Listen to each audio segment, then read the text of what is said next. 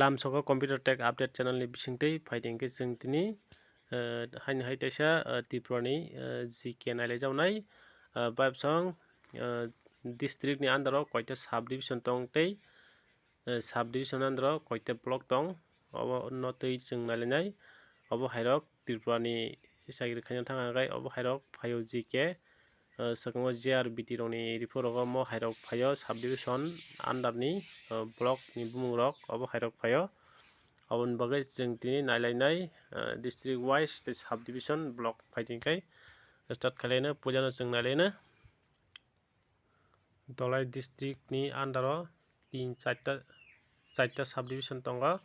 आम्बासा गन्डासरा Kamalpur लंतरबिलि block काकाय ताम दंनायदि अजागाव दुम्बुर नगर रसियाबारि दुर्गा चमहानि सालिमा सामुनु तै मनु दङ डिस्ट्रिक्ट नि आन्दाराव एरपरे गुमटी डिस्ट्रिक्ट नि आन्दाराव ताम दंनायदि साब डिविजन अमरपुर करबुक उदयपुर ब्लक काकाय अमरपुर अम्पीनगर करबुक सिलासरी काग्राबन किला माताबारि दङ खुवाई डिस्ट्रिक्ट नि आन्दाराव नायदि खुवाई ते तेलेमुरा दङ साब डिविजन ब्लक काकाय खुवाई पद्मबिल तुलासिकर कल्याणपुर मंगियाकामी तेलेमुरा दङ आबनि यागलो नर्थ त्रिपुरा डिस्ट्रिक्ट नि आन्दाराव नायदि साब डिविजन धर्मनगर कांचनपुर पानीसागर 3टा दङ ब्लक काकाय कदमतला युवराजनगर 10टा जम्पु हिल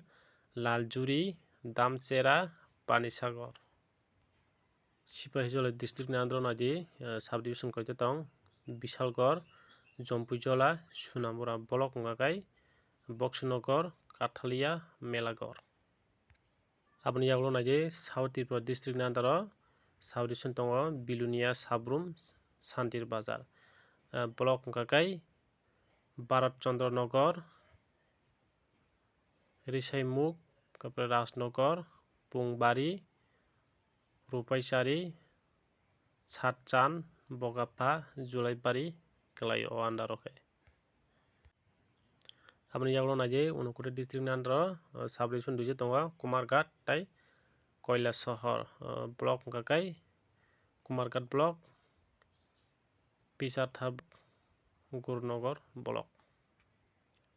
आबनि यागलो वेस्ट त्रिपुरा डिस्ट्रिक्ट आन्दाराव नायदि कयटा साब डिविजन दं सदर मोहनपुर जिरानिया 3टा साब डिविजन दङ ओमफ्राय ब्लक काकाय हेजामारा लेफुंगा मोहनपुर जिरानिया मान्दाय बायब सं रक साइमकना जों अब हायरक साइमान नांगो त्रिपुरानि जब रगना थांगाय चाइर खायनो थाखाय अब हायरक गणना टंना नांगो फायो बिसोरबाग अब हायरक नुकजागो फायमाने हम बागै नंना आंग्रि खा गायनो हाय तेसा जतननो हामबाय।